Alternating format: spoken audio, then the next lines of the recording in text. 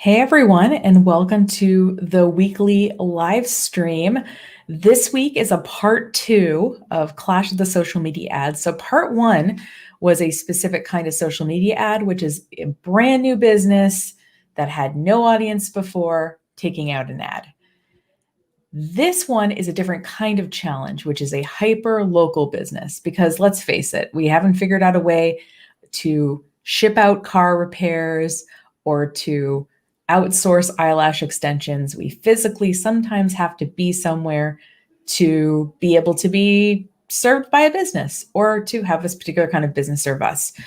So that's what today is going to be about, because let's face it, I could do an ad about how to take out ads for an online t-shirt business all day, every day. That's easy. But you don't want to watch somebody do something easy. Who wants to watch that? That sounds really boring. So again, welcome to this week's episode, Clash of the Social Media Ads. I'm Nicole. I am a marketing person. I've been in business for 14 and a half years. It's been a minute. If you like what you see today or you want to watch replays, you can go to YouTube and we have playlists there. You can also watch replays wherever you're watching this. Wherever you're watching this, previous videos are there as well if you just scroll back in the feed far enough. So let's get the party started with a very local business. So what I wanted to do here, like I said, was take out ads to a hyper local business, because let's face it, it's a bit more of a challenge to do something like that. And before I get super into it, I want to talk a little bit about what goes into setting up ads, so that if you get a quote from someone like me and it seems high, that you don't think I'm a crazy person. So I just made this graphic. So this is kind of what goes into social media ads management. The first thing is, obviously we need to set up the ads account. So if you are going to take out ads in Facebook or Instagram, we need to set up Facebook Business Suite. If you want to take out ads in Google or YouTube, we have to set that up. So, and then after that, we have to set up the individual campaigns, right? We write the messaging, or we figure out what the messaging is going to be. Sometimes we have to make little videos if we're going to do video ads or images. And we have to do them sometimes in multiple formats. Like, for example, Facebook and Instagram are 3 different sizes, 3 different aspect ratios. We have to make audiences. So who are we going to target? And then, maybe save them so we can refer back to them later. We need to figure out, by the way, too, if we're going to run an ad, what variable we're going to test, right? So when we run ads, yes, we want business, but we also want to learn something, so that when we run future ads, we can keep that in mind. And then obviously once the ads are running, we have to we check them. I check them daily. And if there's one that's like spending too much money, I turn it off. Or if there's one that's going really well, I might just adjust the spending more in that direction. And then we pull together, obviously, what we learned and come up with ideas for the next round, because ads are an iterative process. So this particular kind of experiment that I'm running today, yes, it's something you can replicate on your own. You might get different results, but more of what it does, besides give you some information, is it gives you better questions. So we're always trying to get better and better with our ads, so that we're spending less money, we're getting better customers, all that. Like, there's nothing but benefits if you try to keep doing something better and better, right? So so basically this ad, like I said, is for a very local business. And I decided, since I was going to spend some money on this, like hundreds of dollars, it maybe should be my business. So what we wanted to do was, I have a coworking space, and one of the places my coworking space is in Potsdam, New York. So what I wanted to do was take out an ad within a 10-mile radius of Potsdam, New York.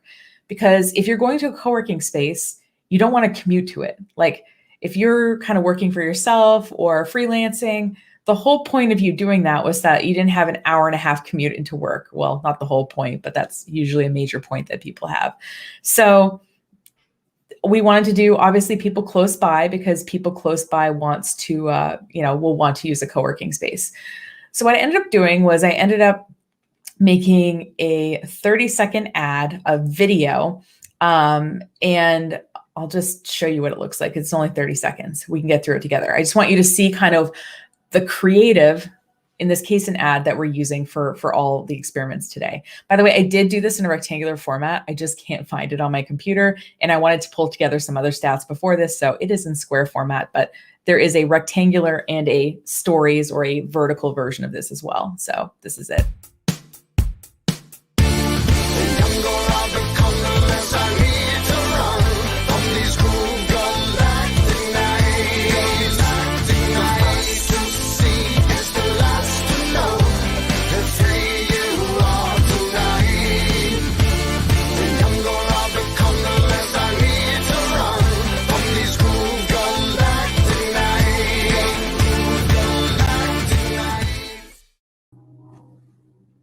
Is it going to win any Academy Awards? Probably not. Is it fine for an ad set? I think so. So basically, running this sort of 30-second ad gives us obviously the option to run video type ads on platforms that would accept video ads. If we wanted to, we could do individual images. We can do what's called a carousel, which is almost like a photo gallery, for lack of a better word. In some places, we can even do just text, but you make a decision and you keep going forward. So made a 30-second ad. And what I decided to do, like I said, was try to take out very specific, location-specific ads for this co-working space, which happens to be mine. Now, I will say, in investigating options, I was going to run a Reddit ad, and I've never run a Reddit ad before. I've just seen Reddit ads as a Reddit user. The most specific I seem to be able to get on Reddit is by state. So obviously, nobody is going to travel 10 hours from Manhattan to drive to my extremely upstate New York co-working space. So I thought that might be a waste of money. So I did not take out Reddit ads. But I guess that explains when I'm on Reddit why I see mostly national brands, or mostly like, when I'm in Maine, I see like Maine CDC ad or something like that, because, it applies to the whole state. Maine's a pretty small state. So that is something that, just so that you know. Now, in terms of where we can be the most specific, Facebook and Instagram, you can take out an ad to within a certain radius of a certain address. So for example, when my dog went missing last fall and she ran off from behind my office, I took out an ad to anyone who was within a 5-mile radius of my office, of my specific office address. Because I felt like, my dog, she can cover some ground, but I felt like within 5 miles, and I just wanted as many people within those 5 miles to see it as possible. So you can get that specific. And in Google as well, you can get pretty specific with location. So the options for local ads will depend on platform in terms of how specific you can get. So just kind of keep that in mind. The other thing I want to throw out there is that you can actually take out Google ads at specific times of the day. And that seems to be something unique to Google. I haven't really seen that anywhere else. And let me give you an example of how this could be handy. So one of my colleagues who used to run Google ads full-time, like that was his full-time thing, he's since pivoted, but he ran, I had a client who was a local restaurant and they had a happy hour special and they were only open for dinner. So he ran ads for them, because if you're making a dinner decision, you're typically making it kind of later in the day, right? Maybe I'm thinking about dinner a little bit right now, but I'm probably going to think about it more a little bit later today, right? So what he did was he wanted to get people in for happy hour. And then once you're in happy hour, you have a drink. Oh, this place serves dinner. Let's just stay here. So what he did is he had those ads turn on the 5 days a week they were open. And I think the ads ran from like 3 to 6 p.m. So in Google, you can do something like that. So if you're a kind of business that is a similar format where certain times of the day are more interesting to you, just know that that is an option. It's one I didn't really know a lot about too. And the last thing, of course, I'm going to throw out there before we really get into it is that all ad platforms, right, let you find people. They let you kind of include an audience, but you can use the same criteria that you use to include an audience to exclude an audience. So for example, let's say, and I didn't do it this time because I just wanted to get some results without all these complicating factors, but let's say I wanted to take out an ad for my local business, but I didn't want anybody who was really connected with me to see the ad. So for example, on Facebook and Instagram, I could upload my email list and I could exclude those people from seeing the ad. That way only new people would see the ad. So I just want to get you to think about kind of creatively how you could use this sort of thing, right? So you can use audiences to include and you can use them to exclude. And both of them I think are pretty powerful. So the ads I did not test, okay? I'm just going to be really straightforward with what I didn't test. I didn't test Reddit because like I said, the most local we could get was by state. That wasn't specific enough for me. I didn't do Twitter. I could have done Twitter, but you'll see the money I spent and I just had to cut it off somewhere. So I just didn't do Twitter. There was no specific reason. I bet Twitter also does some pretty good location specific stuff too. I've just done the least amount with Twitter ads, to be completely honest with you. And I didn't do Google, but I tried to do Google. I will say with this ad experiment, Google was like a petulant child where I kept trying to give it more and it kept saying that it wasn't enough. So now when I get those coupons in the mail, because I get them a fair bit, obviously, because as a marketing agency, we get, junk mail like everybody else, and we get specific junk mail. I get coupons for after you spend $150 on Google, we'll give you $150 off. Now I get it. Most clients, I guess, that have run Google ads, and I've been tangentially involved with those, has been larger budgets than what I tried to spend. So I should have tried to spend more money on Google to get the ads to show. But again, I guess I wasn't willing to spend more money than $100 for an ad set to get it to show. But Google seemed to want me to spend more. So I guess if your pockets are less deep, maybe Google is going to be a little bit harder, but because it has those features like being able to turn ads on and off at certain times, and because the audience size is relatively large, it might be worth you having a larger dollar expenditure on, say just Google versus some of these other platforms. So, as I showed you the ad, so the company, obviously my company is Anchor Space. We have multiple Anchor Space locations, and one of them is in Potsdam, New York. So this ad was for Anchor Space Potsdam. And just kind of to give you just a very brief background on this particular business, we opened 2.5 years ago, and you kind of know what's been happening the last, 2 years, right? It's been a little, and when we opened, within 2 weeks, we had 10 members. So it was very, very successful, but COVID really hit us hard. And I think that the people who know we're there, but I think that there can be more people who know that we're there and what we do, right? I wanted there to be kind of more general awareness that this business exists, because being a relatively new business and being in a relatively new sector, like most small towns don't have co-working spaces, people just weren't even thinking to look for it. So whenever I talk to people, they'd be like, oh, I didn't know that. And so what I wanted this ad set to do was cut down on the amount of times that someone's going to tell me, oh, I didn't know that. So, and obviously we have marketing channels, right? I'm a marketing person. We have an email list, we have, Facebook, we have Instagram, and, we're reaching people on those channels, but we're reaching that certain group only. So yeah, so we decided, so I thought, okay, well, let's run this ad set as the experiment. And I will say that unlike the last clash of the social media ads, I will say, honestly, this is not a true experiment, because I ended up with slightly different budgets running at slightly different times. When you take out an ad, sometimes what happens is there's a delay between when you want it to publish and when it gets published. And I think the Pinterest ad had an issue, and it was something little. Once I saw that it got rejected, I just logged in and fixed it. But obviously that put the timing behind on that one. And there was a couple of little things like that. So I guess what I want to say is, even if you're sort of experienced in ads like I am, you got to kind of like sometimes give yourself a little bit of breathing room. And so that's what I did here. I wanted to run it as a real pure experiment, but the timing didn't work. And the idea of spending another $300 to run it as a very pure experiment for this video where I'm not actually getting paid to do it, I just decided not to do that. So I'm just being really straightforward with you there. And I'm going to just kind of show you what I think, though, are really valid findings and what we can take away from that. So just because I couldn't run it as a real, true, like completely controlled experiment, I still think the findings will be valuable. Now, what I had to do with this little video ad that I showed you earlier, and I want to get people to come into, or at least know about, the co-working space in Potsdam. So what I had to do was pick a goal. So what goal did I have with this ad? I want people to know it exists. So some platforms have, for their goal, something called reach. Some of them have something called brand awareness. And in the case of Google, both of them are combined.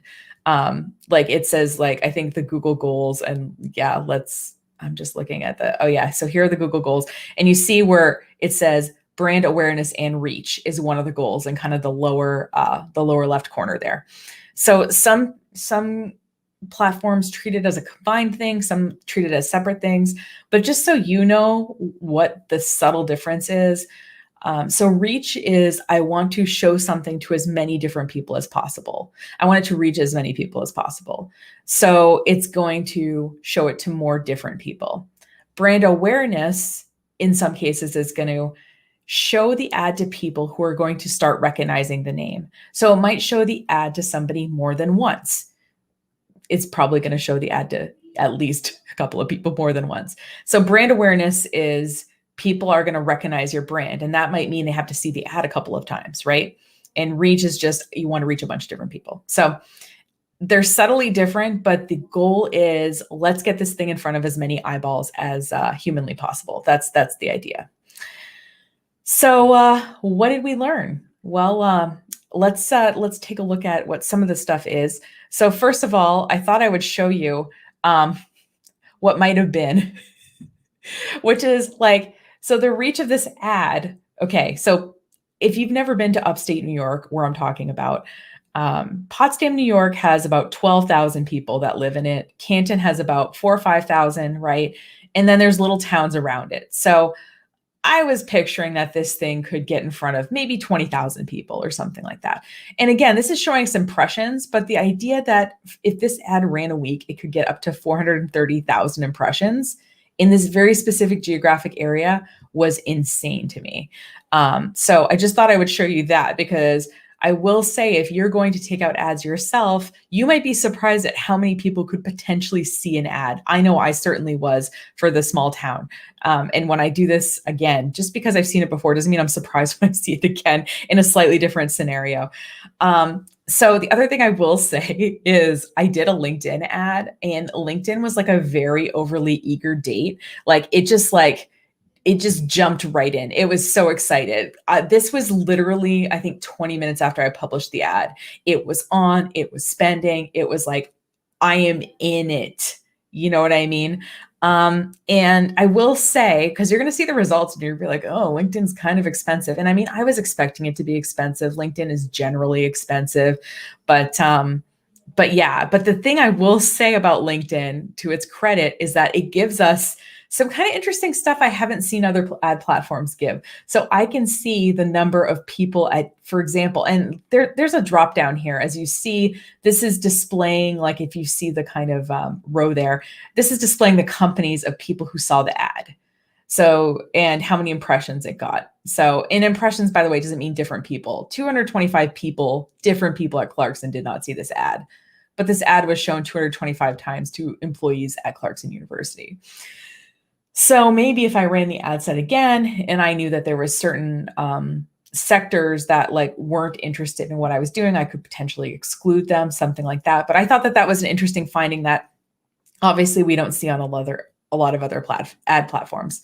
So what I want to do is I want to compare apples to apples. So what I didn't include here is the clicks, because we weren't going for clicks, we were going for impressions.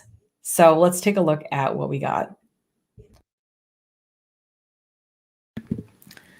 So first of all, I thought it would be helpful to say the audience size, because Facebook and Instagram have much bigger audience sizes than the other two that I used, which was Pinterest and LinkedIn, right?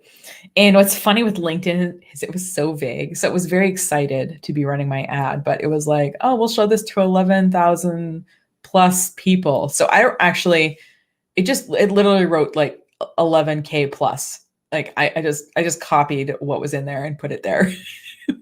That wasn't, well, I guess that's why it's a lowercase k too. But so you see that the Facebook and the Instagram audiences are a lot bigger, right? So I'm expecting better results from that, because, if there's more people that fit your criteria, you're probably going to get better results. So I just want to be really straightforward with the audience sizes of each of these ad sets. Now, what we were going for, like I said, we weren't going for clicks. We were going for impressions, right? And all the reporting did give me the clicks, and I'll show you my website report or my website analytics in a second, so you'll be able to see those. And you'll see here, because what happened is I was going to do a LinkedIn versus Google ad to specifically business people in an area. That's why the LinkedIn budget was so much higher. Also, I am also pretty sure that if I would have set the LinkedIn budget to $35, it wouldn't have showed any ads, or it would have showed very little. So in general, the spends I was using in part one, $35, and we see the amount of impressions I'm getting for those spends. Don't worry, I actually did the math in the next slide of like the cost per impression, but just wanted to give you an idea that we paid more for impressions on LinkedIn generally, which honestly I was expecting because it is a sort of business platform or a enterprise level platform versus say Instagram. Like people are going on LinkedIn to do business, maybe not so much on Instagram. So I expect to pay more money to reach those people. They're company decision makers. Yeah. So point being is I was expecting to spend more on LinkedIn. What I wasn't necessarily expecting to spend a lot more on LinkedIn. So I showed you the budgets in the last one and then the actual money spent. I love that Pinterest was like, okay, you're going to give me $35 and I'm going to spend $35. So there's the Pinterest. And as you see, a cost per impression is typically less than a penny. Paying someone to see something is not hard, which is why every time, if you are watching this, okay, you're watching this and you're like, I don't know, what should I do? If you take one thing away from this series, do not click boost post on Facebook, okay? Because you're literally just paying for more people to see it. And as you see, it's not hard to pay more people to see something. Now, note that, okay, for Facebook, Instagram, and Pinterest, less than a penny for an impression. I get that money is not 3 decimals, guys, I promise. I just wanted to show you like kind of, I wanted to compare them, right? So I had to go at least 3 decimals so we could. So Facebook, obviously the last time Instagram was more expensive, and in this case, it's more expensive again. So this is not surprising. Pinterest, again, about double the price for an impression as Facebook and Instagram, but it is a smaller audience. So again, not super surprised by this. And LinkedIn, 4 cents or almost 5 cents for an impression. So it's an order of magnitude difference with LinkedIn, which I thought it would be more expensive, but I guess I thought it wouldn't necessarily be that much more expensive. So I know what you're thinking. Like, okay, so more people saw it. So what happened? Now, there's different ways we can measure what happened when more people saw something, right?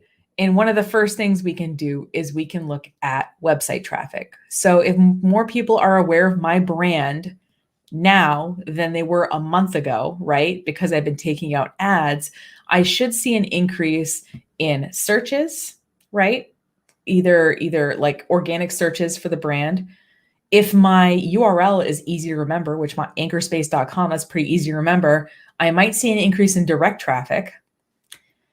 And I also might see obviously some clicks from the campaigns. So even though I was paying for reach, all the ads offer a button that people can click on. So it measures that for you. And if you're doing a cost per click, like you're not going to get good results because you're not paying for clicks, you're paying for impressions. So it's like, oh, by the way, like we just threw these in for you, but like you weren't paying for them. So like you can't really expect them to perform well.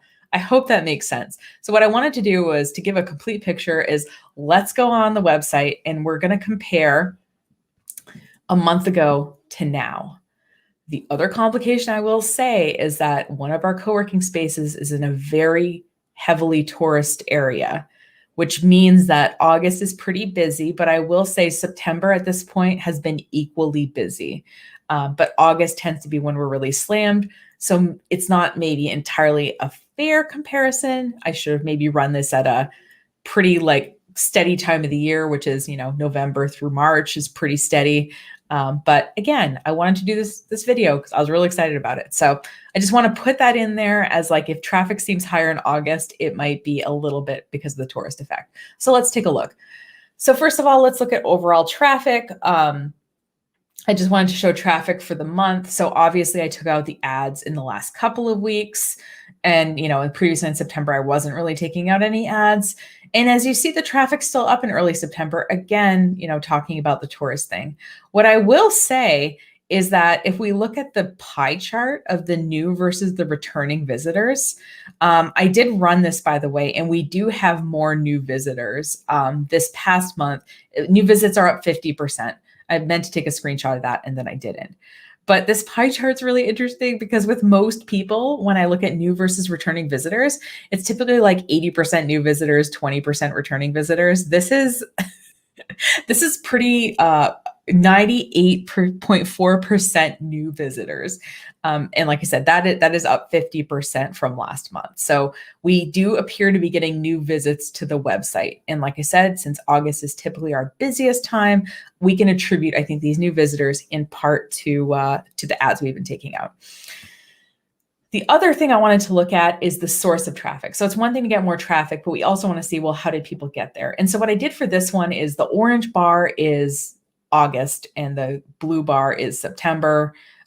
We did it for the same length of times because even though we're not completely through September, so I did like August 4th through 21st and September 4th through 21st or something. So we could compare them because obviously, 20 days of traffic is going to give you different amount than 30 days of traffic. So we see that direct traffic is up by 65% and social media traffic is up by 44%. So we're taking out the ads mainly on social media websites, right? But also the direct traffic is up as well. Now, could it be because, like I said, Anchorspace is a pretty short and memorable, easy to type name? Yeah. If you had a longer company name or your URL for your business was a little bit different than your company name, might it be a little bit higher in the search traffic? I think so. So do I think the ads, drove traffic? Absolutely. And when I click through to the social ads, I see the 2 clicks from LinkedIn. So LinkedIn said it did give me 2 clicks and I did see them register on that side. And Facebook, it said it got 22 clicks. But again, we do Facebook postings and we do Facebook ads. So I'm not sure that I don't think most of those clicks came from ads, from the impressions ads that I took out. Okay, I get it. I'm really excited about this. Maybe you're less so. What's the point? Okay. Point number 1 would be that Google and Facebook, so Google/YouTube and Facebook/Instagram are going to have the biggest local audiences compared to other platforms. So I think you're going to get less expensive ad spends on those just because there's more local people on them. So the odds are good because there's just more, right? So I'm going to say that. So when you do run ads and if you're comparing platforms, just know that, yeah, if you have a bigger audience somewhere, you're probably going to pay less. I will say that different formats work better on different platforms. So part of the reason I think LinkedIn was expensive and slightly abysmal in terms of the results is that I took out a video ad on LinkedIn. Now, are you a LinkedIn person? Maybe, maybe not. But think about when you were last on LinkedIn. Did you ever see a video ad on LinkedIn? I'm guessing not. So I think that a still image ad would have worked better on LinkedIn. So if I was doing this for a client, I might have told them to not take out a video ad on LinkedIn. But again, since I was trying to compare things, I wanted to keep as many things the same as possible. So I will say different formats are going to work better. And the easiest way to tell what might work better is to spend a little bit of time on that platform. Again, because I've spent time on LinkedIn and I've seen the feed, I know I don't see a lot of video ads. If I'm on Reddit and I see, oh, there's mostly large national companies here. Oh, it's because the local targeting is a little bit harder. You can only do it by state. So by being on these platforms, you'll get ideas and kind of see what other people are doing. And there's probably a reason for it. So I will say LinkedIn video ads, probably not the best use of my money, but was still interesting data nonetheless. And, awareness and reach are different things. Some platforms combine them, but it's not really fair for me to expect to get website traffic here. What I do want people to know is that we exist. What you saw in that video, this is what we have. This is what our base level membership is. This is where you can learn more. If people go there, great. But mostly I just want people to have the name Anchorspace and, oh, there's one in Potsdam in their mind. And if that is the outcome, then I will have done the job that I want to do. So that's all I got for today. Clash of the social media ads. It's, ads are a tool in your tool belt, right? You don't want to only do ads. You have to do other things too. But they can work really well for a lot of people. So give them a shot, even if you're a local business, because you do have options. Thank you so much for watching. I'm going to throw this on the screen here, which is all the places that we are online. Like I said, the best place for watching past videos is to go to YouTube, where we have playlists, but you can reach out anywhere. And if you want to book a consultation, we do have a Calendly link and you can book a consultation there and hopefully I can give you some good advice. And if we're going to work together on an ongoing basis, or at least just get you unstuck on something, would be happy to do it. So thanks again for watching. Again, my name is Nicole, and please share this with a friend who has a local business if you think it would be useful for them. I just wanted to be really real with my numbers and show you the results I was getting so that you had, I don't know, a realistic or even just like an idea of what you could expect if you were going to run local ads yourself on these different platforms. So the good news is you've got options online for your local business. Thanks so much for watching. Have a great day, and I will see you next week. Take care.